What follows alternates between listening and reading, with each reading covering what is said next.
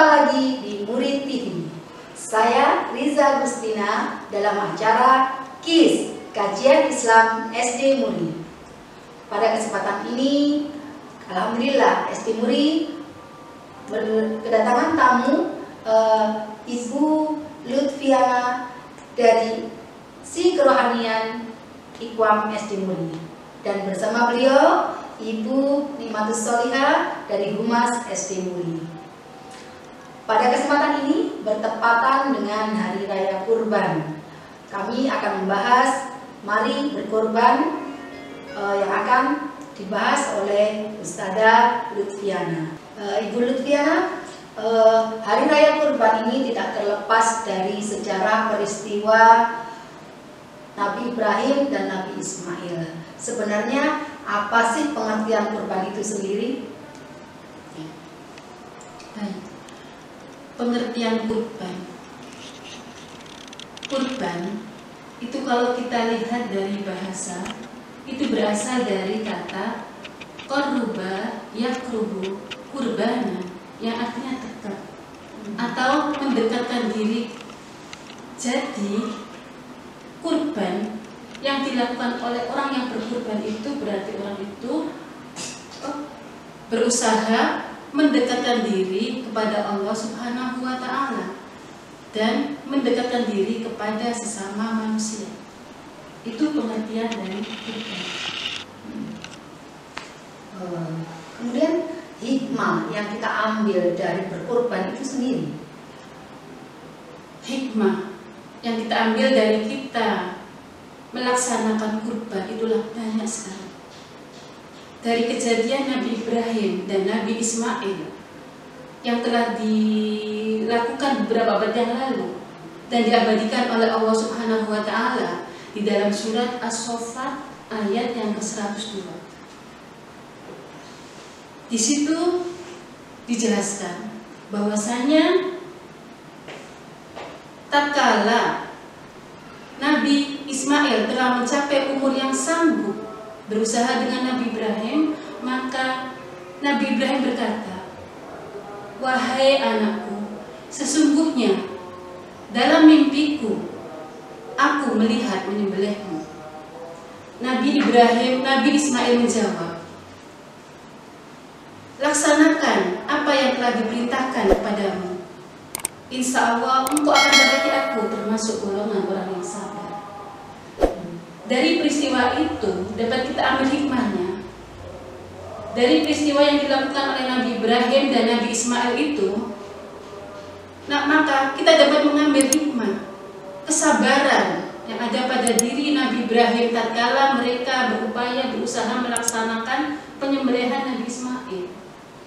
Juga keteguhan iman, ketaatannya kepada Allah Subhanahu wa Ta'ala dengan perintah-perintahnya, yaitu menyembelih Nabi Ismail. Selain itu, hikmah yang terkandung di dalam kita berkurban itu banyak sekali. Hikmah kasih sayang selesai kita berkurban, kita bagikan daging kurban itu kepada mereka, khususnya para duafa, para fakir miskin, mereka yang dalam kesehariannya tidak mampu untuk mengkonsumsi daging. Itu menimbulkan rasa kasih sayang bagi mereka. Begitu. Ya. Kemudian apakah wajib atau apa hukum daripada berkorban bagi kita umat Islam? Mengenai hukum penyembelihan hewan kurban ini, sebenarnya Rasulullah SAW bersabda di dalam suatu riwayat di dalam suatu riwayat disebutkan bahwasanya kurban itu wajib bagi mereka yang mempunyai keleluasan materi dalam berkurban. Jadi di situ dijelaskan barang siapa yang mempunyai keleluasan materi bisa membeli hewan kurban, tapi tidak membeli atau tidak menyembelih hewan kurban, Nabi mengatakan janganlah mendekati tempat sholatku. Jadi anjuran berkurban ini adalah sangat sekali dianjurkan atau sunnah muakkad bagi mereka, bagi keluarga atau bagi orang muslim yang mampu untuk membeli hewan kurban. Masya Allah, sungguh luar biasa Bu ya, keutamaan berkorban tadi ya. Semoga sampai hati saya tergetar Bu. Semoga kita semua bisa berkorban. Amin. Amin. Yang saya tanyakan Bu ya, apa yang menjadi syarat hewan kurban? Syarat hewan yang mau kita jadikan kurban Iya, maksudnya iya, apa? iya. Baik. Jadi sebelum kita membeli hewan kurban, memang kita itu harus memilih hewan yang bagaimana yang harus kita kurbankan. Nah, Rasulullah SAW bersabda di dalam hadisnya yang diriwayatkan oleh Imam Ahmad, disahkan oleh Imam Tirmidzi dan Imam Ibnu Hibban, bahwasanya hewan yang akan kita jadikan kurban hendaknya yang tidak termasuk 4 kategori. Apa itu 4 kategori? Di situ Rasulullah menjelaskan bahwa yang pertama adalah hewan yang buta, yang jelas butanya. Dan yang kedua adalah hewan yang pincang dan jelas pincangnya. Yang ketiga adalah hewan yang sakit dan jelas sakitnya. Yang keempat adalah hewan yang sudah tua yang tidak mempunyai susu. Nah, dari hadis itu di atas jelaslah bagi kita bahwa kita kalau hendak memilih hewan kurban atau membeli hewan kurban itu hendaknya yang sehat, yang gemuk, yang jantan, dan yang bertanduk. Itu adalah anjuran atau kita kutip dari Rasulullah, sabda Rasulullah SAW. Saya tanya lagi Bu ya, Iya. bolehkah kita menyembelih hewan kurban itu? Sama tanya lagi ya Bu ya, Iya, boleh, silahkan. bolehkah kita menyembelih hewan kurban tapi sebelum melaksanakan sholat Idul Adha? Oh iya. Kita umat Islam di dalam melaksanakan syariat Islam ini dalam berkurban hendaknya sesuai dengan aturan yang telah ditetapkan oleh Allah Subhanahu wa taala, yakni penyembelihan kurban hendaknya kita laksanakan pada tanggal 10 Dzulhijjah.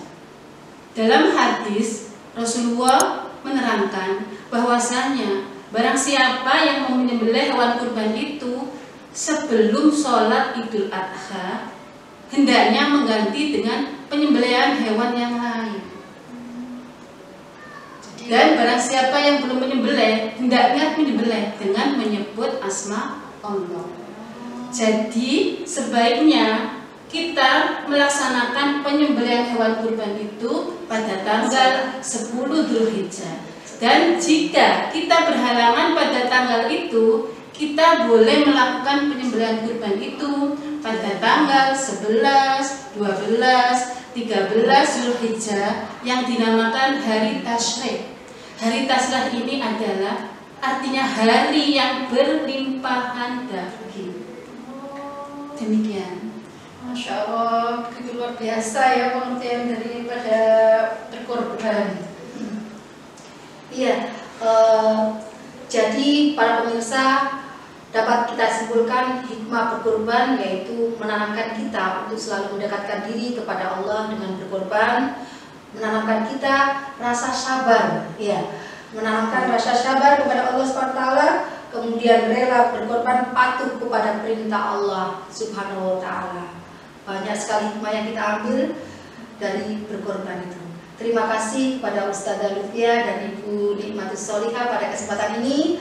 Mudah-mudahan kita semua umat Islam dapat merayakan Hari Raya Kurban dan dapat berkorban atas perintah Allah SWT dengan ikhlas. Pemirsa TV, Murid TV yang berbahagia, sampai di sini jumpa kita. Kita jumpa lagi pada kesempatan lain di acara KIS, Kajian Islam SD Muri. Kami dari SD Muri mengucapkan Selamat Hari Raya Idul Adha 1441 Hijriah. Jangan lupa like, komen, dan subscribe. Terima kasih. Wassalamualaikum warahmatullahi wabarakatuh.